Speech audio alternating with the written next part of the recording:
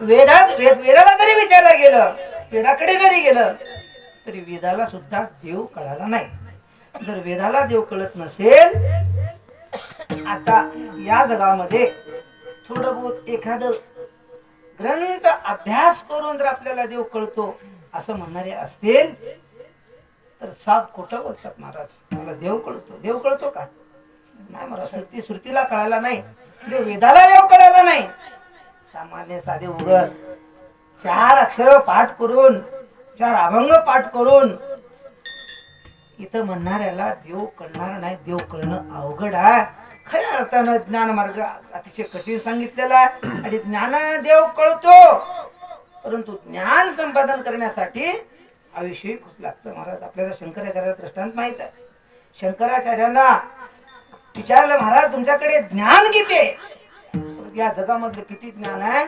थोड्यात महाराजांनी एक काडी, छोटीशी गवताची काडी घेतली, समुद्रात उडवली आणि आपल्या हातावर ठेवलं. थोडंसं पाणी पडलं महाराज. थोडंसं पाणी सांगितलं, याच्यापेक्षाही काही कण माझ्याकडे ज्ञान आहे. अजून हे काही समुद्र आहे ना, हे ज्ञान आहे. हे ज्ञान, एवढं ज्ञान मला संपादन अजून करायचं आहे. ज्ञान संपादन करणं अवघड आहे, सोपं नाही. आणि ज्ञानानं देव कळणंही थोडं सोपं नाही. म्हणून ज्ञान मार्गानं देव कळतो असं नाही प्रकार. माणसानं अभ्यास करत जावं. की नाही? आज नाही उद्या कळेल. एक बोल आज बसना गेला, प्रयत्न करायचा उद्या बस. आमच्या माधू महाराजाला बसत नसेल महाराज, लक्षात घ्या. 10 बोल शिकल महाराज, 10 बोल शिकल. लास्टला नुसतं काय जागरच वाजवेल. 5-6 वर्ष तिथे ठरायला तर वाजेल की नाही. हळूहळू हळूहळू साधना केलं की हळूहळू ढाळे ढाळे मार्गाच्या निवडीने चित्र टाके हळूहळू त्या ठिकाणी जाऊ शकेल. परंतु आपला विषय कसा, देवापर्यंत जाणं अवघड आहे. देव मिळणं ज्ञान मार्गाने अवघड आहे. सर्वसामान्यांना झेपत नाही, अवघड आहे. म्हणून ज्ञान मार्गाकडे बरेच माणसं वळत नाहीत आणि कर्म मार्गाकडे वळतात. कर्म मार्ग एवढं सोपा आहे का? नाही महाराज, कर्म मार्ग सुद्धा एवढा सोपा नाही. आपल्या हिंदू धर्मानं 4 आश्रम सांगितलेला आहे. काय? ब्रह्मचर्य आश्रम, गृहस्थाश्रम, वानप्रस्थाश्रम आणि संन्यासाश्रम, 4 आश्रम सांगितले. बालपणात काय करावं, तरुणपणात काय करावं आणि म्हाताऱ्याच्या अगोदर काय करावं, म्हाताऱ्या अवस्थेमध्ये काय करावं, याविषयी विस्तृत असं वर्णन केलेलं आहे. एक कर्मशास्त्राचं वर्णन आहे महाराज.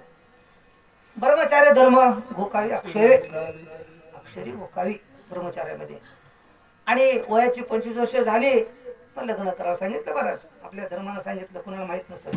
आमच्या धर्मानं, हिंदू धर्मानं लग्नाचं वय 25 सांगितलेलं आहे. 25 वर्षात लग्न करावं. मग त्या लग्न केल्यानंतर गृहस्थाश्रमात जावं. आणि गृहस्थाश्रमात गेल्यानंतर पुन्हा 4 पुरुष सांगतात मला त्या ठिकाणी.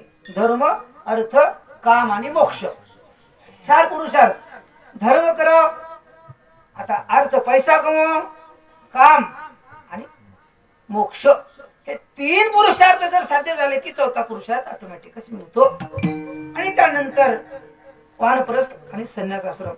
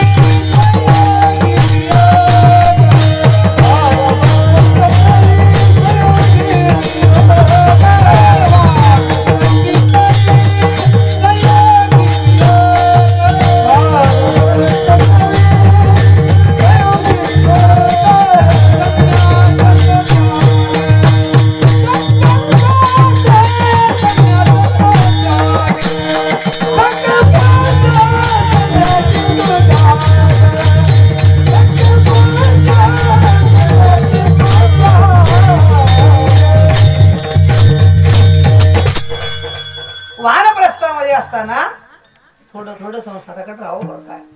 आणि संन्यास तो त्याग.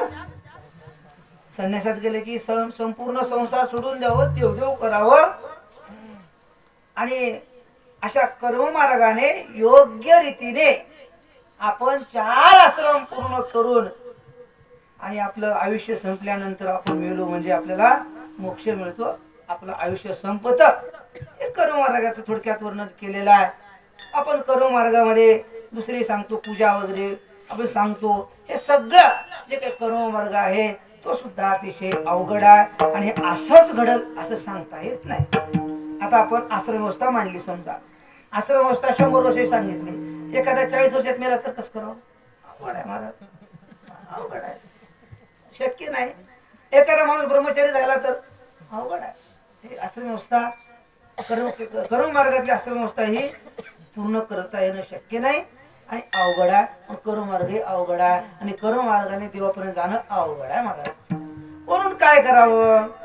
मग हे ज्ञान मार्ग हे कर्ममार्ग हे अवघड आहेत. परंतु भगवंताकडे जाण्यासाठी देव प्राप्त करून घेण्यासाठी मात्र भक्ती मार्ग हा अतिशय सोपा. भक्ती पंथ बहु सोपा. पुण्य नाग विया पापा येणे जाणे खेपा येणे एकेची खंडती. या ठिकाणी हे सगळे जे साधन आहेत अवघ्या वाटा झाल्या शीण घडी नगडे साधन उचित विधिविधा नगडे नगवे सर्वता. हे सगळे साधन लोप पावलेले आहेत, अवघड आहेत. म्हणून भक्तिपंथ सोपा आहे. किती भक्तिपंथ सोपा आहे. सगळ्यात साधन कोणतं आहे? नाम संकीर्तन साधन